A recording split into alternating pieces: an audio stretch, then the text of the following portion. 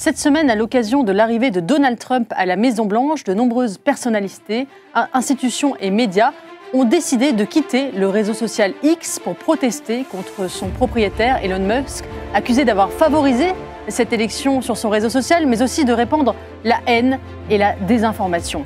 Alors ce reproche est-il justifié ? La liberté d'expression qui règne sur les réseaux sociaux menace-t-elle la démocratie comme on l'entend de la part de dirigeants européens ?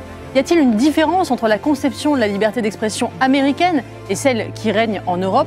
Faut-il contrôler davantage ces réseaux sociaux, voire même les interdire ? On débat de toutes ces questions dans le club Le Figaroïdé avec mes invités.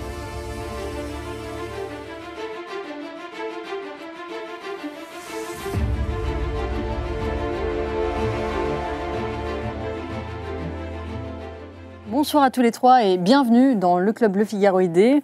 Olivier Babot, nos lecteurs et nos téléspectateurs vous connaissent bien car vous êtes un invité régulier du Figaro. Vous êtes économiste, président de l'Institut Sapiens. Vous publiez en ce moment L'ère de la flemme chez Buchet-Chastel et vous avez aussi beaucoup réfléchi à la question du numérique. Vous avez publié Le désordre numérique et vous réfléchissez beaucoup à ces questions de liberté d'expression, de réseaux sociaux.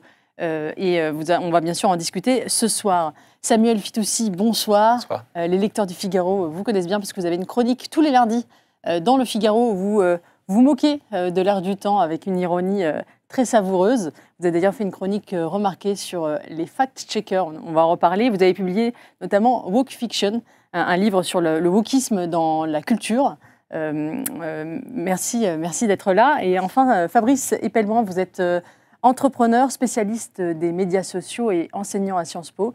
Et vous vous intéressez de près à ces questions de liberté d'expression sur les réseaux sociaux. Alors évidemment, c'est le sujet du moment, la liberté d'expression et les réseaux sociaux. On a vu de nombreux médias, de nombreuses institutions réagir finalement à cette élection de Trump en quittant le réseau social X. J'ai d'abord envie de vous poser cette question, Fabrice Epelbrand. Est-ce que le fait que X ait été racheté par Elon Musk et ce qu'il a fait avec ce réseau social, a-t-il favorisé, oui ou non, l'élection de Donald Trump ? Est-ce qu'on peut dire les choses comme ça ?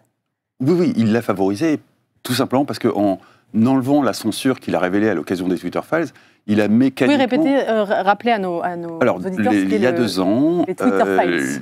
Elon Musk, rachetant Twitter, ouvre une partie des archives à une sélection de journalistes, dont des gens comme Matt Taibbi, la personne qui a découvert et documenté le scandale des subprimes, excusez du peu, qui est un journaliste très prestigieux, Barry Weiss, une ancienne du New York Times, des gens comme ça, pour qu'il documente ce qu'il avait lui-même découvert dans les archives de Twitter. Et il nous raconte une quantité d'histoires absolument invraisemblables qui vont du fameux laptop d'Hunter Biden, la façon dont s'est faite l'expulsion de Donald Trump de la plateforme Twitter, et puis la façon dont le FBI a exercé une pression insistante avec la complicité de tout un tas de gens, aussi bien des médias, des ONG, pour obliger Twitter à fermer des comptes désignés comme étant des agents russes, mais en réalité des opposants républicains, qui étaient au début même pas des opposants, vu que Donald Trump était encore au pouvoir. Ça fait derrière le dos de Donald Trump. Ainsi que, on va dire, un personnel au sein de Twitter qui a plus ou moins pris en main le contrôle de l'entreprise. On a une défaillance de l'organisation fantastique pour imposer ses propres vues dans la modération de Twitter. Ce qui a donné une modération caricaturale. Donc, au service des démocrates et des progressistes, c'est ça que vous au service de ce que vous qualifieriez de wokisme, qui n'est pas un terme avec lequel je suis très à l'aise, mais toujours est-il que, clairement, avec un énorme biais idéologique, il donne ça à des journalistes qui documentent ça, qui, en réponse, se font excommunier du champ de la bienséance journalistique. Il y a un traitement minimal dans la presse qui consiste à glisser la poussière sous le tapis et de ne pas trop s'attarder sur la violation du premier amendement. Et puis, se passe 2 ans, et puis voilà. À partir de là, Mark Zuckerberg raconte exactement la même chose, et puis les langues commencent à se délier dans la Silicon Valley, et on s'aperçoit qu'il y a eu effectivement un grand complot qui a consisté à contrôler l'opinion publique telle qu'elle se propageait sur les réseaux sociaux. Donc Elon Musk, pour revenir à lui, a juste mis fin à ça sur un seul réseau social qui était Twitter. Mais mécaniquement, il a favorisé des gens qui auparavant étaient bridés. Est-ce qu'il a truqué l'algorithme ? Comme beaucoup l'annoncent, on n'en sait rien, c'est possible. On n'en sait rien. Je rappelle juste que l'affaire Cambridge Analytica, qui était le premier grand trucage d'une élection présidentielle américaine, parce que ce n'est pas la première, en faveur de Donald Trump, on a mis 2 ans à découvrir le poteau rose. Ensuite, les Twitter Files... Facebook, hein. On parle de Facebook. Trucage via Facebook de l'opinion publique de façon à favoriser Donald Trump. Élection de Donald Trump en 2016. Ensuite, les Twitter Files, trucage pour favoriser Joe Biden. Élection de Joe Biden en 2020. Là, 2024, est-ce qu'il n'y a pas eu trucage ? J'ai envie de vous dire que statistiquement, pour l'instant, j'avais 203, mais on verra bien. À ce stade, ça reste une théorie conspirée, mais c'est probable. Votre sentiment, vous, Olivier Babot, sur ce débat, est-ce que vous pensez que... qu'est-ce que vous pensez de la personnalité d'Elon Musk ? Est-ce que pour vous, il a, en rachetant Twitter, changé finalement le destin de la démocratie américaine ? Twitter n'est qu'une plateforme, même si c'est une des plateformes les plus importantes, mais il y en a quand même beaucoup d'autres. De toute façon, les gens s'informent différemment. Et c'est vrai qu'on accuse Twitter parce que c'est probablement ou X, non, je ne sais pas s'il faut tout l'appeler comme ça, mais, parce que c'est la plus grande en réalité, mais elle est en fait à l'image du désordre informationnel créé par le passage d'un système où on avait quelques médias qui faisaient de l'information descendante de façon très très facile à sélectionner, à censurer, et cela avait été fait, à une ère où nous sommes tous nos propres médias. You are the media, les réseaux sociaux. C'est ce que dit Elon Musk. You are the media. Exactement, et il a tout à fait raison. Je ne dis pas qu'aucun des deux systèmes n'est parfait. Le système où quelques médias qui étaient contrôlés n'était pas formidable. Un système où chacun peut librement dire à peu près n'importe quoi a des effets qui commencent à être bien documentés. Hystérisation, harcèlement, polarisation politique, puisqu'on y assiste. C'est sûr, le développement de fausses nouvelles, et je ne parle même pas de la violence, des menaces, qui, eux, tombent un peu plus sous le coup de la loi. Mais la question est, entre les deux extrêmes d'un système hyper aseptisé, comme pouvait l'être Meta avant la décision toute récente de Zuckerberg, et le système libre, la question est lequel est le moins pire. Voilà. Samuel Fitoussi, quel est votre sentiment sur l'impact politique qu'a pu avoir ce réseau social et la personnalité d'Elon Musk dans le changement dans l'élection de Donald Trump ? Oui, la personnalité d'Elon Musk, moi je pense qu'il a une personnalité étrange, mais c'est pas pour autant qu'il ne faut pas utiliser les réseaux sociaux qu'il détient. Quand on monte dans un métro, on n'est pas nécessairement d'accord avec les opinions politiques du conducteur, et pour autant on peut rester dans le métro. Je pense que ça a forcément eu une influence. Je pense que tous les internautes ont pu constater que les opinions politiques de droite aujourd'hui sont moins censurées qu'il y a certains temps. Donc beaucoup d'internautes peuvent non seulement exprimer des opinions de droite, mais des internautes qui ne sont pas de droite se permettent des choses qu'ils ne se permettaient pas il y a quelques années quand Twitter était beaucoup censuré. Donc ça a en quelque sorte libéré la parole, on peut dire, le rachat de Twitter par Musk, pour le pire évidemment comme pour le meilleur. Mais malheureusement, c'est la liberté d'expression. On ne peut pas avoir la liberté d'expression uniquement avec des choses qu'on aime. La liberté d'expression a un coût, c'est qu'il faut tolérer des insultes, il faut tolérer parfois des fake news. Et moi, personnellement, je suis attaché à la liberté d'expression et je me réjouis que désormais sur Twitter, il y ait plus de fake news, mais aussi plus de pluralisme des opinions. Et je trouve ça sain pour le débat démocratique. J'aimerais qu'on regarde une petite vidéo qu'ont faite des personnalités plutôt classées à gauche, on va dire, qui ont mis en avant une plateforme qui s'appelle HelloKitix, qui a été développée par le CNRS. Donc ça pose un certain nombre de questions, puisque le CNRS est un organe de recherche scientifique qui n'est pas forcément appelé à développer ce genre d'instruments politiques. Mais bon, on va écouter le discours qu'ils mettent en avant et les reproches qu'ils adressent à cette plateforme et pourquoi ils ont décidé de la quitter. Ne quittez pas X tout de suite, on vous explique. Après avoir conquis les États-Unis, Elon Musk s'intéresse au reste du monde. Et X, c'est son cheval de Troie pour déstabiliser les démocraties. X n'a de pouvoir que parce que nous y sommes. Sans nous, il n'est rien. Aux États-Unis, X a aussi contribué à faire élire Donald Trump. Sans l'emprise de X, la démocratie américaine n'en serait pas là aujourd'hui. Take over, Elon, yes, take over. Elon Musk ne s'est pas contenté de manipuler l'algorithme pour mettre en avant ses contenus et ceux de Donald Trump.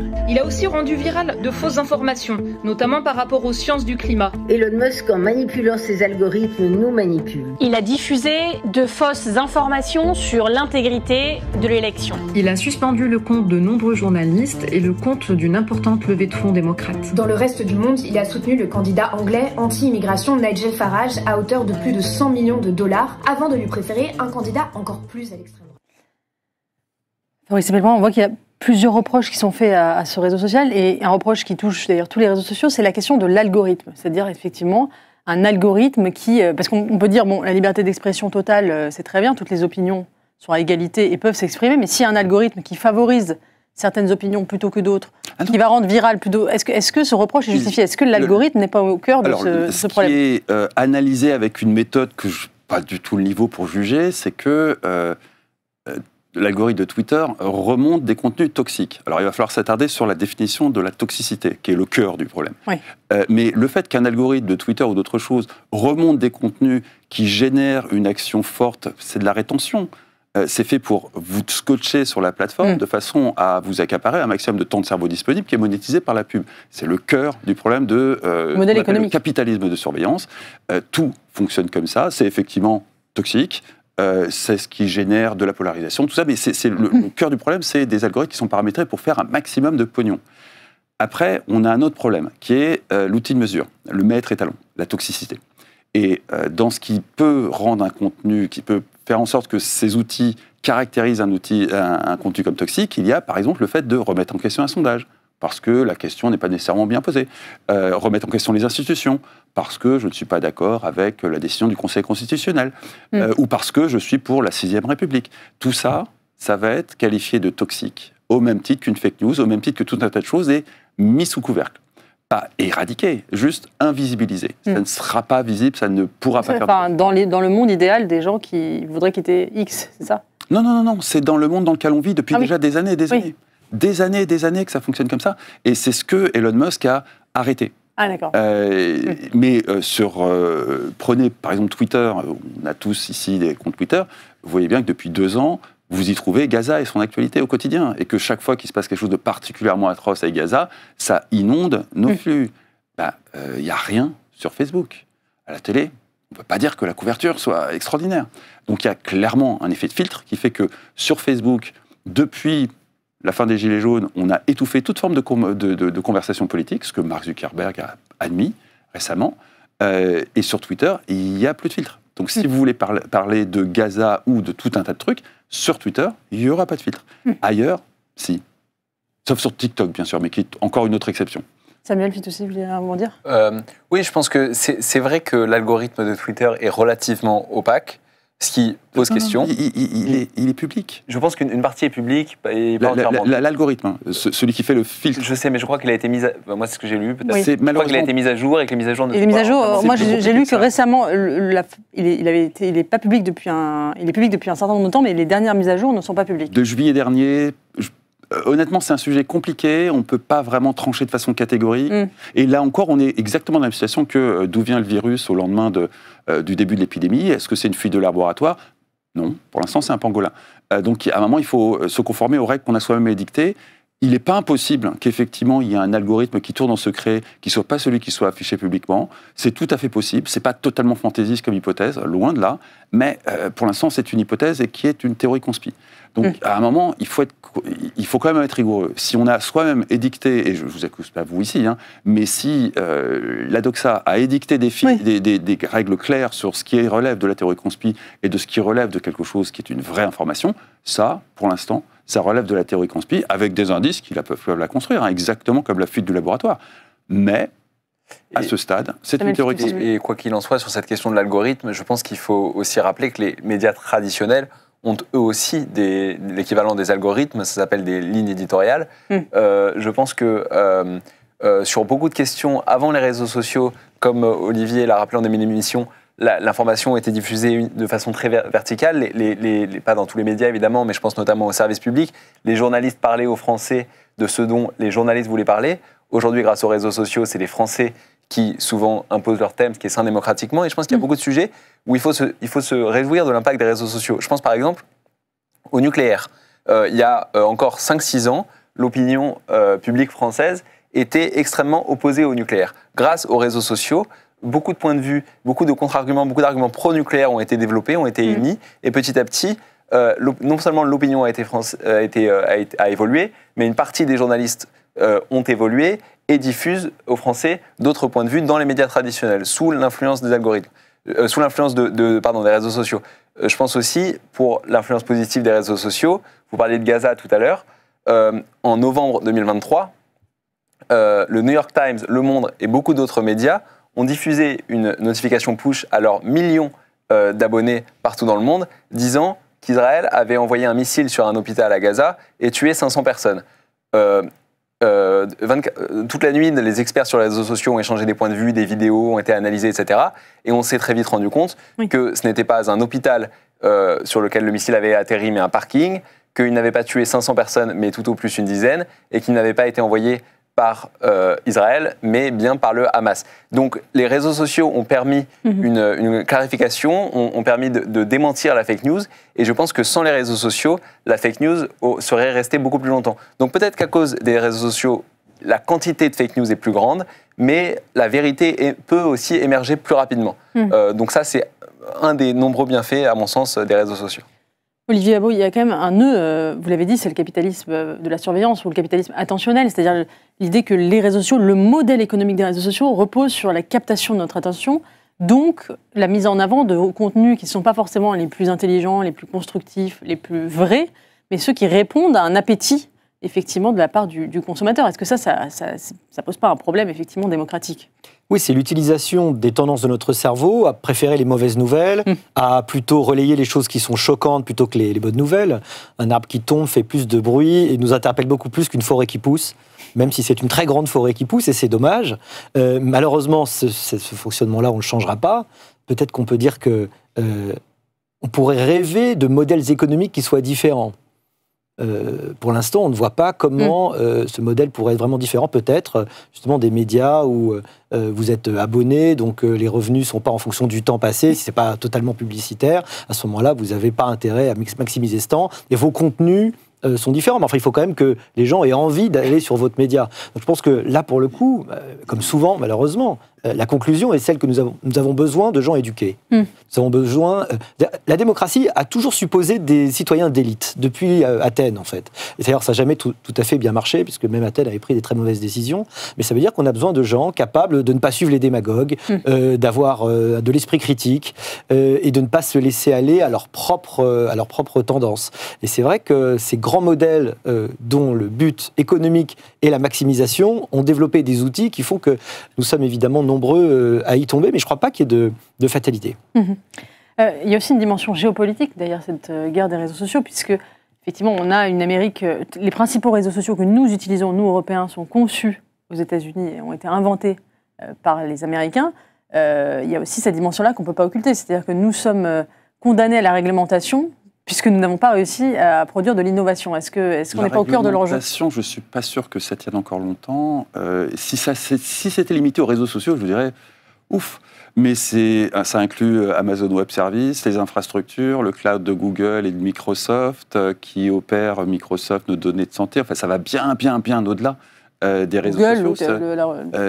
On a été colonisé par les GAFAM. Plus généralement, l'Europe a été colonisée par les Américains, pour ne pas dire que c'est l'une de leurs créations.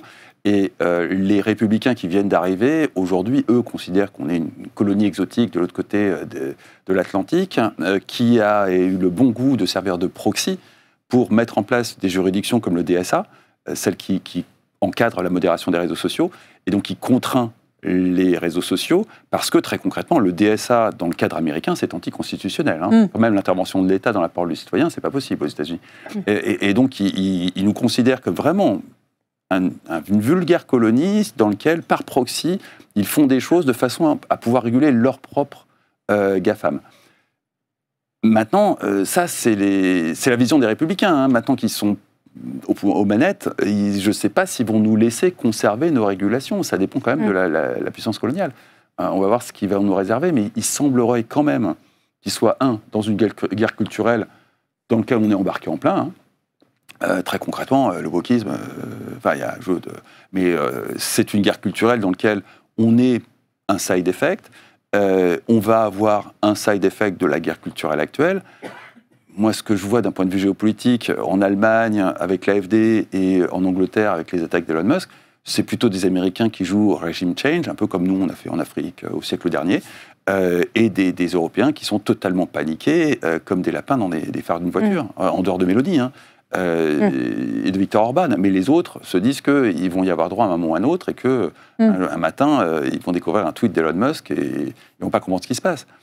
Malheureusement, On est colonisé. Oui, mais alors, Olivier Babot, face à cette colonisation, qu'est-ce qu'on fait? Parce qu'on a l'impression qu'on ne va pas créer demain un nouveau réseau social européen qui pourra remplacer X ou Facebook. Alors, on est bien obligé de réguler sous peine d'être effectivement une colonie américaine. Qu'est-ce qu'on peut faire en tant qu'Européens? J'ai quand même l'impression qu'on surjoue, on surestime l'impact de gens comme Elon Musk. Je veux dire, c'est pas un gourou que les gens vont suivre aveuglement. Je pense que il traduit plutôt un mouvement qui existe et qui fait que des gens vont être capables de dire des choses, penser des choses différemment, et qu'il y a des recompositions politiques, et puis des balanciers. Il y a eu balancier dans ce qu'on va appeler le wokisme par simplicité, et puis maintenant on voit que tout d'un coup, de façon surprenante et très rapide, mais l'histoire est de plus en plus surprenante et rapide, il y a ce coup de balancier conservateur très très vif, y compris chez Meta, avec un changement complet du discours de Zuckerberg. J'ai l'impression que ça traduit plutôt quelque chose, et encore une fois, je ne sais pas si on va en parler après, mais je trouve beaucoup plus important qu'on puisse dire n'importe quoi, parce que ça fait partie de la dialectique d'émergence de la vérité, y compris des bêtises terribles, y compris des fausses nouvelles, plutôt que de régenter la parole, parce qu'il n'y a rien qui me fait plus peur qu'une autorité aussi bienveillante soit-elle, et elle prétend toujours être bienveillante, qui détermine le vrai, le faux, le montrable, le pas montrable, le bien et le mal. Parce que c'est toujours un point de vue politique, c'est toujours une prise de position. Je connaissais quelqu'un qui gérait un grand groupe sur Meta, un groupe, en l'occurrence, de femmes à Los Angeles. Je regardais le système, c'était elle qui gérait donc le truc, et qui voyait la modération.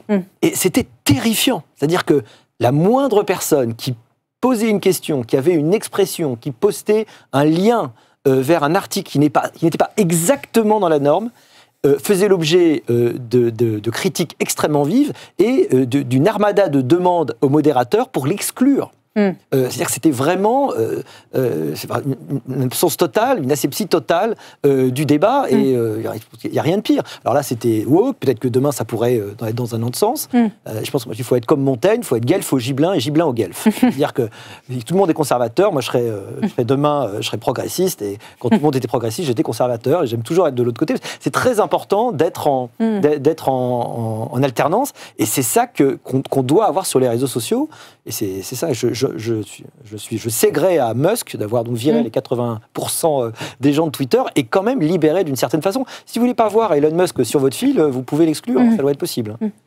Samuel Pietuzzi, est-ce qu'il n'y a pas une contradiction, enfin en tout cas une opposition entre une conception anglo-saxonne américaine de la liberté, notamment ce qu'on appelle le free speech, la liberté d'expression, qui est consacrée par le premier amendement de la démocratie, de la Constitution américaine, et une conception continentale, européenne, même française de la liberté d'expression, qui est beaucoup plus resserrée, surveillée par l'État. Est-ce qu'on n'est pas là, il n'y a pas deux cultures très différentes qui s'opposent? Je pense que oui, vous avez raison, mais la question qui se pose aussi, c'est comment on fait appliquer cette loi. Parce que quand on applique la loi sur la liberté d'expression pour interdire les contenus illégaux ou pour faire censurer les contenus illégaux, il y a toujours un taux de faux positif. Plus on est sévère, plus on essaye de supprimer tous les contenus vraiment illégaux, plus on censurera sans faire exprès des contenus qui en fait ne sont pas illégaux et relèvent simplement de la liberté d'expression. Il y a une marge d'erreur. Mais donc c'est un arbitrage, c'est ce que Mark Zuckerberg dit dans sa vidéo. On va l'écouter. Il y a 1% d'erreur. Voilà, il y a 1% d'erreur, mais le pourcentage de faux négatifs est corrélé avec le pourcentage de faux positifs. Donc voilà, c'est où on veut se placer. Et par ailleurs, pour la conception de la liberté d'expression, je pense qu'il faut aussi rappeler une chose qui est souvent mal comprise, y compris dans la bouche de responsables politiques, c'est que la liberté d'expression inclut le droit de propager des fausses informations que l'on croit vraies. S'il était interdit de propager des fausses informations, on ne pourrait bousculer aucun consensus, jamais.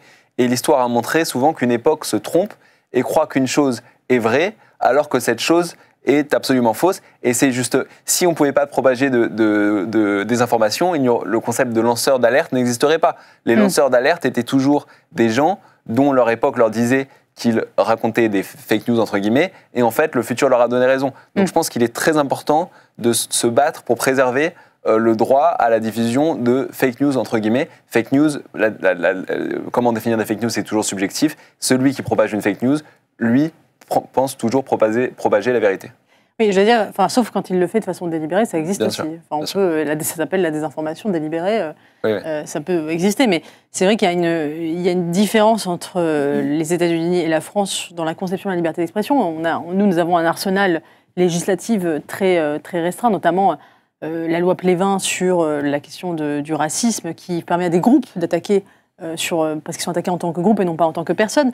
Mais en même temps, en France, par exemple, on a Charlie Hebdo, une liberté de caricature qui n'est pas possible aux États-Unis. Charlie Hebdo n'existerait pas aux États-Unis. Et tous les journaux américains ont renoncé à publier des caricatures parce que c'était trop offensant. Et vous qui avez étudié le wokisme est aussi une réaction typiquement américaine à une liberté d'expression absolue qui fait que la censure part non plus de l'État, de la loi, mais elle part du bas, des campus, des groupes constitués, des communautés qui font une sorte de micro-censure avec des safe space, etc., à l'échelle par le bas. Donc c'est un paradoxe. À la fois, on est peut-être plus libre d'exprimer certaines opinions aux États-Unis, en même temps moins libre, parce que jamais vous ne verrez une caricaturant l'islam, par exemple, aux États-Unis, ça n'existe pas. Oui, c'était déjà ce que disait Tocqueville. Il disait qu'aux États-Unis, dans la loi, la liberté d'expression totale, mais la pression sociale fait que les gens, le spectre de ce qui est dissible en bonne société est très restreint. Alors qu'en France, effectivement, la loi est peut-être plus sévère, mais les gens se permettent plus de choses et il y a plus un respect philosophique accordé à la liberté d'expression. Mais par ailleurs, sur par exemple les discours de haine, toute la question, je reviens là-dessus, c'est comment on définit la haine. Si on interdit les discours de haine, on donne à l'arbitraire du législateur un pouvoir immense. Et même, vous donniez l'exemple de Charlie Hebdo, mais enfin, moi, je suis Charlie, je suis favorable à la liberté d'expression, mais peut-on être sûr que certains législateurs, un jour, ne considéreront pas que les caricatures de Mahomet, ça relève du discours de haine? On ne peut pas. Il y a eu un procès, tout l'objet du procès de Charlie Hebdo était basé sur la loi Plévin, ils avaient été poursuivis par des groupes représentants des musulmans au nom de cette loi, parce qu'ils considéraient que les dessins étaient racistes, et ce qui a fait un procès, ils ont gagné leur procès, mais le procès a mis sous les projecteurs Charlie Hebdo, et on sait ce qui est arrivé par la suite. Exactement. Et puis même d'autres lois, même la loi sur le négationnisme. Moi, j'ai évolué là-dessus et maintenant, j'y suis assez défavorable parce que je pense qu'on ne peut pas. C'est un précédent assez dangereux. Évidemment, la Shoah a existé, donc on se dit pourquoi interdire ceux qui disent que la Shoah n'a pas existé. Mais demain, qu'en sera-t-il si l'idée qu'il existe 17 genres fait consensus, est-ce que peut-être. Mais il y a des faits quand même historiques. Il y a une vérité factuelle. Bien sûr, il y a des faits historiques, mais quels sont les faits historiques et quels sont les faits qui ne sont pas des faits historiques? Il y a toujours des controverses historiennes. Sur la Shoah, évidemment, nous, on est des gens sérieux sur ce plateau, on sait que la Shoah a existé, mais en interdisant de nier la Shoah, on crée un précédent. Et demain, on aura peut-être d'autres certitudes que le futur révélera fausses. Donc je pense qu'il vaut mieux ne pas mettre le doigt dans l'engrenage, autoriser tout le monde à discuter la vérité pour ne pas que le jour où collectivement on se trompe, on ne tolère plus d'entendre la vérité. C'est toujours la question de Juvénal. Qui gardera les gardiens? C'est-à-dire que si, à un moment, c'est le problème des fact-checkers, aucun n'est parfait, évidemment, et donc il faut qu'il y ait toujours cette capacité à questionner, et personne ne doit pouvoir s'arroger le monopole du bien et du vrai. Je suis comme toi. Si quelqu'un demain se balade en disant que Jules César n'a jamais existé, on va le laisser dire, peu importe pour lui. Je crois vraiment que les lois mémorielles, que toutes ces lois de limitation sont un accroc dans l'habit de la liberté d'expression qui menace l'ensemble en réalité, et que c'est une très mauvaise idée, et qu'on voit bien justement qu'on essaye d'instrumentaliser le discours sur la haine en ligne. C'est terrible, combien tu peux faire d'un questionnement un sujet de haine. On a déjà vu ce genre de dérive où le simple fait de questionner, de remettre en cause, pouvait être pris comme un sujet de haine. Donc, finalement, ce qu'il faudrait vraiment interdire, ce qu'on ne peut pas interdire, c'est quoi? C'est les menaces et la diffamation. Et le harcèlement. Et le harcèlement. Voilà. Mila, par exemple, il y a 5 ans, la jeune Mila a été harcelée sur les réseaux sociaux. Exactement. D'ailleurs, la loi française, je dois dire, est assez efficace, et il faut le souligner. Elle a permis de retrouver les cyberharceleurs de Mila et de les condamner.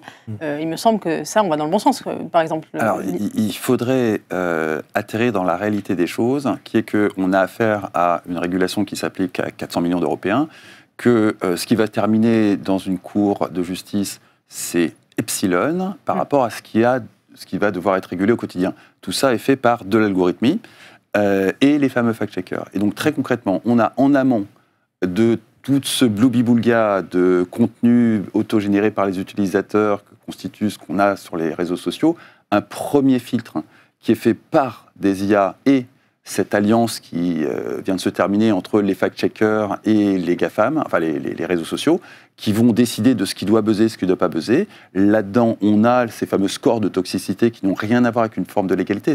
C'est juste une autre façon d'approcher des contenus. Les intelligences artificielles ne peuvent pas juger de la légalité d'un process. Ça, c'est encore, même avec nos intelligences artificielles actuelles, du domaine de l'être humain. Ils jugent d'un score de toxicité qui n'a pas grand-chose à voir avec la légalité. Et puis ensuite, on a le DSA, qui fait qu'une fois que tout ça arrive dans l'espace européen, chaque autorité dans chaque pays européen va nommer des signaleurs de confiance, qui sont des espèces de shérifs de la liberté d'expression, qui vont désigner aux réseaux sociaux les contenus indésirables. Et les réseaux sociaux devront les éliminer, sinon là, on enclenche un bras de fer avec les réseaux sociaux qui semblait facile hier et qui est moins évident aujourd'hui. Mais très concrètement, ce travail qui est fait en amont de ces signaleurs de confiance, qui au passage travaille dans la clandestinité, le DSA est en application depuis un peu moins d'1 an, on ne sait pas qui c'est, on ne sait pas comment il travaille, ils ne rendent compte à personne, mais ils opèrent une forme de censure, mais une forme de censure en aval. Donc, par rapport au flot continu, c'est sûr que la fin de la censure en amont qui a été annoncée ces derniers temps par Mark Zuckerberg, YouTube, et évidemment Elon Musk depuis un bout de temps, ça va complètement déstabiliser ce qui va arriver dans l'assiette de chacun en termes de contenu. Mais j'insiste, il n'y a pas de dimension légale. C'est pas comme ça que ça marche. La dimension légale, c'est quand des VIP ou des cas extrêmement critiques comme IA se donnent les moyens d'aller devant un tribunal. Mais c'est un sport de riches. Déposer plainte, documenter la plainte, poursuivre pénalement quelqu'un, c'est vraiment un sport de riches. Pour le commun des mortels, on est dans la censure, le contenu qui saute, ou insidieusement, le contenu qui ne sera jamais visible de tous sans que la personne qui a pondu le contenu ne s'en rende compte. Je voudrais qu'on écoute justement Mark Zuckerberg et cette fameuse vidéo qui a surpris plus d'un observateur et où on voit un revirement à 180 degrés du patron de Meta qui affirme vouloir rejoindre finalement les positions d'Elon Musk sur la liberté d'expression. On écoute. Hey everyone, I want to talk about something important today because it's time to get back to our roots around free expression on Facebook and Instagram. I started building social media to give people a voice. I gave a speech at Georgetown 5 years ago about the importance of protecting free expression, and I still believe this today. But a lot has happened over the last several years. There's been widespread debate about potential harms from online content. Governments and legacy media have pushed to censor more and more. A lot of this is clearly political, but there's also a lot of legitimately bad stuff out there. Drugs, terrorism, child exploitation. These are things that we take very seriously, and I want to make sure that we handle responsibly. So we built a lot of complex systems to moderate content. But the problem with complex systems is they make mistakes. Even if they accidentally censor just 1% of posts, that's millions of people. And we've reached a point where it's just too many mistakes and too much censorship. The recent elections also feel like a cultural tipping point towards once again prioritizing speech.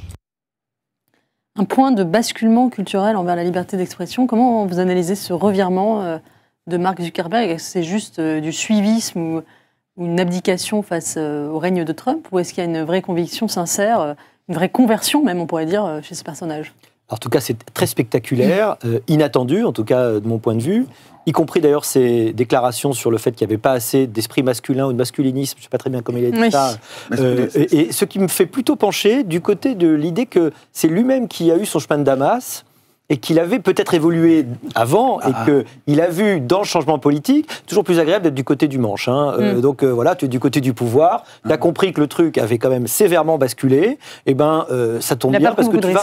Il faut se rappeler, leur but, c'est de faire de l'argent. Je veux dire, c'est un système qui est là pour être rentable. Il se trouve que vous essayez de maximiser le temps des gens, et au bout d'un moment, vous avez été bien ennuyeux, parce qu'au début, les réseaux sociaux, vous pensiez que les gens s'échangeraient des photos de chats. Et malheureusement, ils ne font pas que ça. Ils s'échangent beaucoup plus de choses, ils s'échangent des opinions, ils se montrent le beau il s'excite, et donc vous avez été bien ennuyé, donc vous avez dû développer des trucs qui vous coûtent très cher d'ailleurs, de contrôle. Finalement, si vous pouvez lâcher tout ça et vous vous rendez compte qu'il y a un autre modèle, vous le faites et vous êtes assez content, parce que de toute façon, on avait très bien vu, qui est le problème des fact-checkers, hein, je ne sais pas s'il y a l'équivalent en français, mais des vérificateurs de contenu. Qui checkera les fact-checkers. Hein.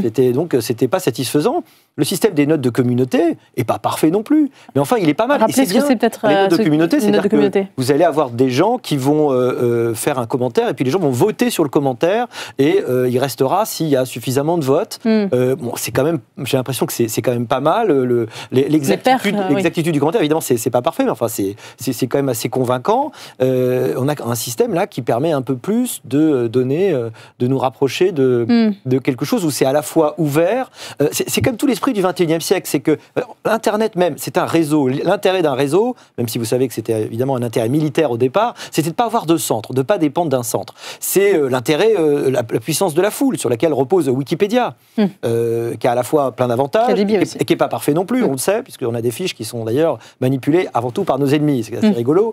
Parce que Wikipédia dépend aussi de gens qui vont être notés comme étant des gens qui ont le droit d'aller changer les trucs Wikipédia. Il y a quand même un effet un peu fact-checker, justement. Pas tout à fait ça. Mais il y a un problème avec Wikipédia. C'est-à-dire que moi, je ne peux pas moi-même aller mettre une chose exacte sur ma fiche. Les gens les enlèvent. Ils mettent des choses fausses. C'est pas parce que c'est vous qui le faites. Si. Sauf si vous le faites sous votre nom, prénom, mais vous avez accès au pseudonyme. On n'a pas le droit d'avoir accès à son nom. Bref. En tout cas, c'est bien l'idée de la puissance de la foule qui, globalement, qu'on a beaucoup utilisée, y compris pour le financement, d'ailleurs, depuis une vingtaine d'années, qui permet aussi de vérifier les fausses informations et les vraies informations. Et c'est vrai que c'est la défaite, malheureusement, un petit peu des fact-checkers, des journalistes patentés qui, légitimement, sont un peu aigris. Amers, pardon.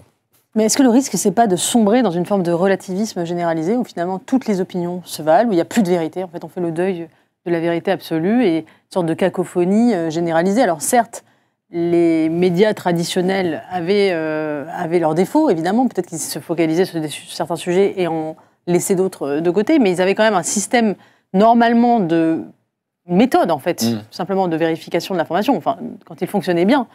C'était quand même la méthode journalistique, a pu s'appuyer sur des faits qui devaient être vérifiés. Est-ce que le risque, c'est pas d'abandonner finalement toutes les faits, tout simplement, les faits et la vérité? Moi, je pense que tout le monde accorde de l'importance aux faits. D'ailleurs, je trouve que le mot post-vérité est mal choisi parce que tout le monde accorde de l'importance aux faits, simplement les gens ne sont pas d'accord sur quels sont les faits. Et vous dites, évidemment, vous avez raison que la méthode journalistique est importante, mais quand elle est bien appliquée. Et souvent, elle l'est mal. L'histoire du XXe siècle regorge d'erreurs de journalistes qui auraient été fact-checkers à leur époque. Il n'y a pas de raison de penser qu'aujourd'hui, ils sont magiquement devenus infaillibles. Pour donner juste quelques exemples, dans les années 30, on sait que le New York Times s'acharnait à nier l'existence d'une famine en Ukraine, expliquer que c'était des bobards racontés par la droite anticommuniste, alors que 5 millions de personnes en Ukraine mouraient de faim. Dans les années 60-70, le journal Le Monde il avait publié des tribunes de Roland Barthes, de Simone de Beauvoir, pour expliquer que le maoïsme était un succès. Et Simon Less, un lanceur d'alerte qui expliquait que non, ce n'était pas un succès, était traîné dans la boue, traité par les fact-checkers du monde de charlatan. La révolution communiste au Cambodge, le génocide par les Khmers rouges, pareil, Libération, pendant 2 ans, s'est acharné à nier l'existence de ce génocide, alors qu'un quart de la population était tuée. Donc, il y a aussi beaucoup de fake news au XXe siècle qui ont été validées à certains moments, au XXIe siècle, pardon, par des fact-checkers. Donc les fact-checkers, c'est pas simplement parce qu'ils s'autoproclament fact-checkers qu'ils ne peuvent pas se tromper. Ces gens-là ont aussi une subjectivité. Évidemment que la méthode journalistique est importante, mais il ne faut pas indexer, à mon sens, la censure sur leur jugement, tout simplement parce qu'ils peuvent se tromper. Donc oui, qui checkera les fact-checkers, c'est toute la question. Et moi, je préfère le système où on met à profit l'intelligence collective plutôt que la subjectivité d'un seul fact-checker qui a aussi ses biais. Et d'ailleurs, on parle beaucoup des chambres d'écho.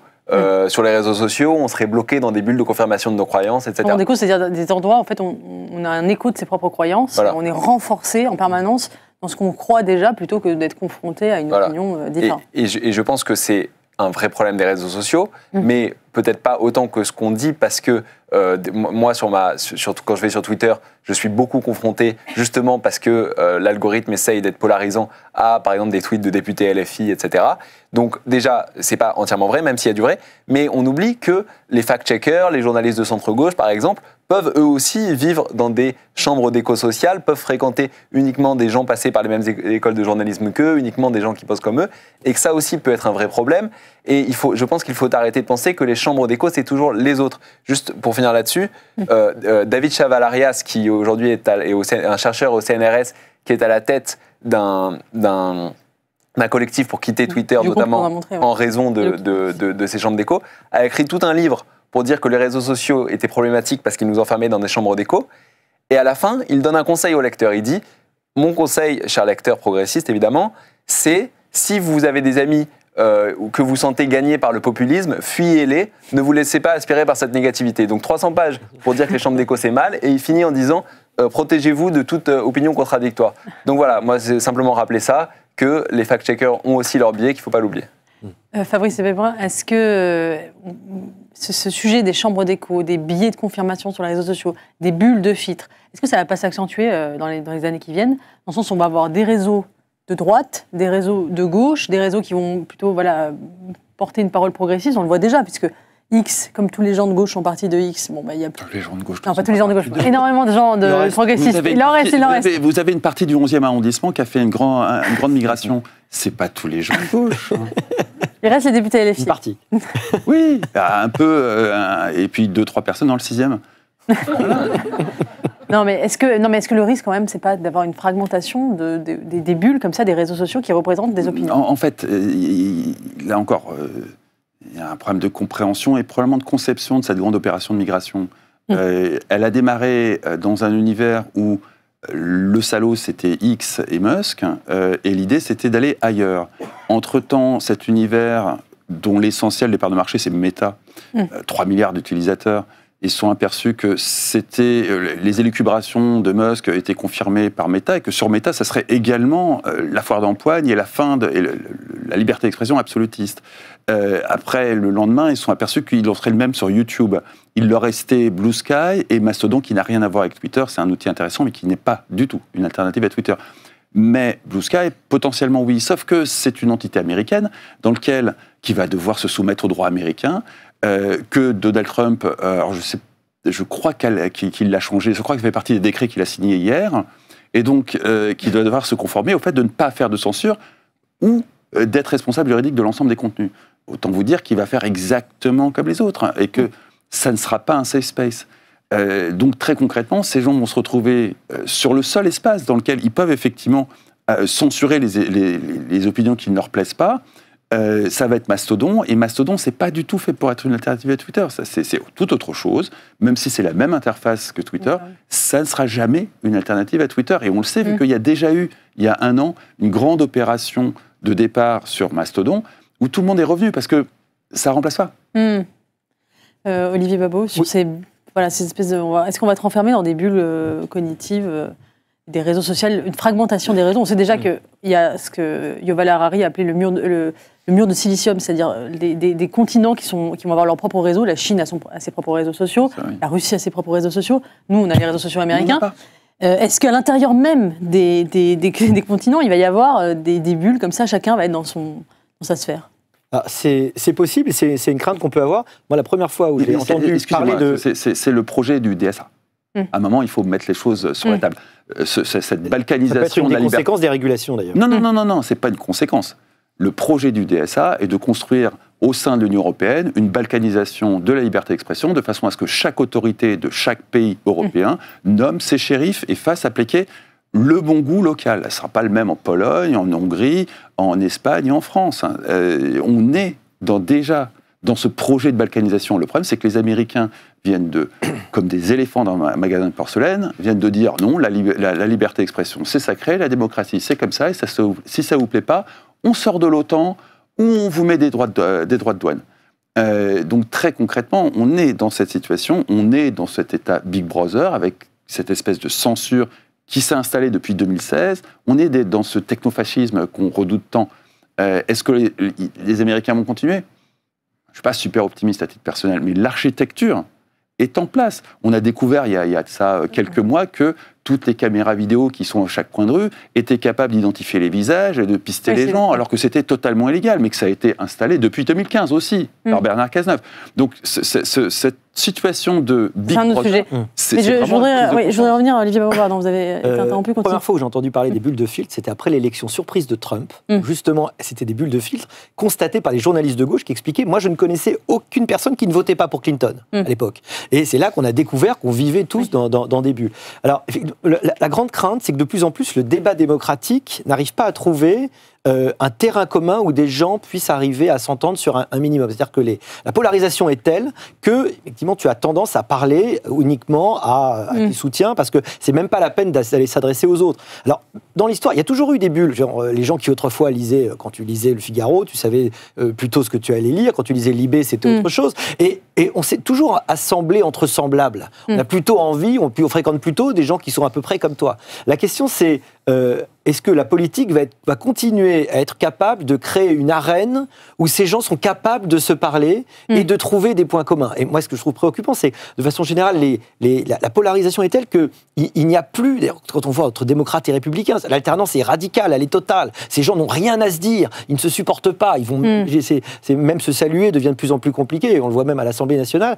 Et je ne sais pas si c'est vraiment les réseaux eux-mêmes qui produisent ça, ou une sorte d'évolution qui fait que, de toute façon, on n'a plus de terrain commun. On le voit même chez nous avec le débat sur la réforme des retraites. On n'arrive même pas à être d'accord sur les chiffres, en fait. On comprend bien qu'il y a même le diagnostic du problème du système, on n'arrive pas à l'avoir. Alors, avoir une solution commune, c'est impossible, si bien qu'on a juste des oppositions radicales entre des camps. Oui, alors, on peut être d'accord sur l'idée d'une liberté d'expression, mais la liberté, normalement, implique la responsabilité. Est-ce qu'il n'y a pas aujourd'hui un problème, notamment avec l'anonymat des gens qui sont sur les plateformes? Il n'y a pas d'anonymat, ça n'existe pas. Oui, mais, vous allez me répondre, mais je vous pose d'abord la question. L'anonymat, c'est-à-dire, est-ce que moi, quand j'écris dans le Figaro, je signe avec mon nom Eugénie Bastier, les gens sont capables de m'identifier et je peux répondre de ce que j'ai écrit. Et certes, je suis libre d'écrire ce que j'ai écrit, mais je suis aussi responsable. Et on peut, tout à fait. D'ailleurs, le journal Le Figaro est responsable des propos que j'écris. J'imagine que vous êtes comme moi, vous achetez le Canard enchaîné tous les mercredis et vous voyez bien que Jérôme Canard, c'est vraisemblablement pas son nom. Oui, il y a des pseudonymes. Effectivement, il y a la pratique du pseudonymat qui existe pour protéger certains lanceurs d'alerte, etc. Non, pour protéger n'importe quel citoyen. Je pense que n'importe quel citoyen y a droit. Vous sous-estimez peut-être parce que votre métier, c'est les idées. Donc peut-être que vous sous-estimez la pression sociale dans d'autres industries. Moi, pour une anecdote, ma copine, ma fiancée, à une époque où elle était en stage, ne voulait pas aimer sur LinkedIn un de mes posts où je faisais la promo de mon livre sur le wokisme, parce qu'elle avait peur que ses collègues voient ça et pensent qu'elle est de droite ou je ne sais quoi. Donc il y a quand même une pression sociale et je pense que le pseudonymat permet l'expression d'une gamme d'opinions qui ne seraient pas exprimées pour un tas de gens qui ont des carrières et qui, pour X ou Y raison, ne veulent pas parler en leur vrai nom, et je pense que c'est une liberté importante qu'il faut respecter. C'est une liberté fondamentale, indispensable dans une démocratie, mais qui est très très pénible, notamment pour les gens comme nous qui sont assez exposés sur les réseaux sociaux, c'est sûr. Mais c'est fondamental, absolument fondamental. Et ce n'est pas, et j'insiste, excusez-moi de juste faire un petit topo là-dessus, ça n'est pas de l'anonymat, c'est du pseudonymat. Oui. Un juge peut faire une réquisition et obtenir l'identité civile. C'est une procédure qui a été inutilement compliquée, qui pourrait consister à appuyer sur un bouton après s'être identifié comme juge. La justice française, de toute façon, est complètement sous l'eau. Et elle n'est pas du tout en mesure de traiter ce genre de problématique. Mais ça n'est pas de l'anonymat. L'anonymat, c'est quelque chose qui, techniquement, à faire est très complexe. C'est à la portée de gens de haut niveau qui comprennent parfaitement les rouages et les technologies qui manipulent sur Internet. Le commun des mortels n'a pas les moyens techniques, les connaissances techniques pour accéder à l'anonymat.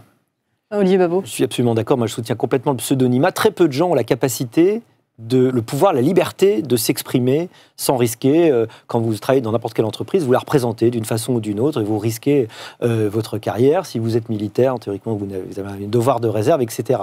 Il y a quelque chose qui m'inquiète de plus en plus et contre lequel il faudrait qu'on lutte et qu'on se préserve, alors il n'y a pas de nom là-dessus, parce que c'est robonymat, en fait c'est le danger, le risque que de plus en plus des gens qui soient sur les réseaux sociaux soient en fait des robots. Ça c'est très important. Ça c'est incroyablement important. Donc ce qu'il faudrait, c'est qu'on puisse garantir qu'on est un humain, qu'on ait une sorte de numéro probablement peut-être non traçable ou traçable uniquement sur ordre de la justice, qui prouve qu'on est un humain. Et là on a quand même un débat politique qui serait, avec tous les problèmes qu'on connaît, mais enfin qui ne serait pas complètement biaisé.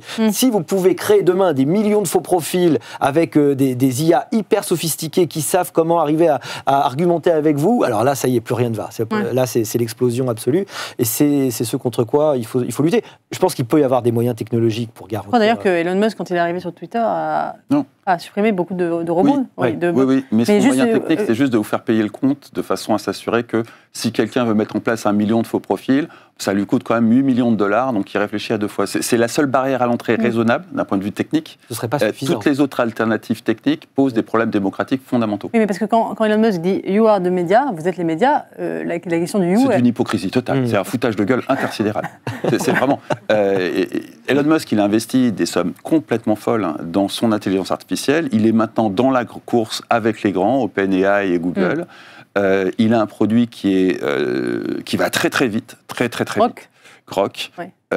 Qui est vraiment, c'est impressionnant la vitesse à laquelle Grok s'améliore, qui est le seul par rapport à ses petits concurrents à être branché sur une de l'actualité 24/7, qui est Twitter, qui sait ce qui est vrai, ce qui est faux grâce aux community notes, qui est un outil qui est destiné à remplacer le journalisme. Qui le fait d'ores et déjà de façon assez convaincante si on sait l'utiliser.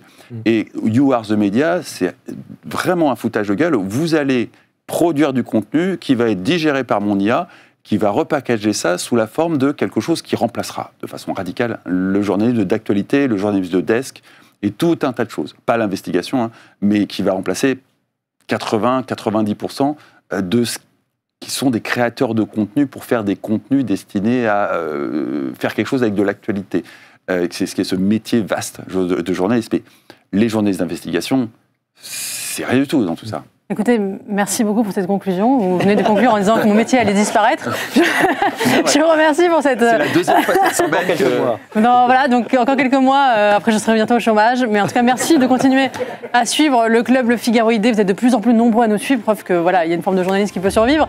N'hésitez pas à continuer à partager sur les réseaux sociaux ces émissions, à les suivre, à vous abonner au podcast sur les différentes plateformes. Merci à tous de nous avoir suivis. Merci d'avoir accepté mon invitation. Je vous retrouve la semaine prochaine pour un nouveau club Le Figaro ID. Mes invités seront Laurent Geoffrin et Jean Sévilla. On parlera du terrorisme intellectuel, un sujet qui n'est pas tant éloigné du nôtre aujourd'hui. Voilà. Et est-ce que ce terrorisme intellectuel existe encore ? Bonne soirée et à la semaine prochaine.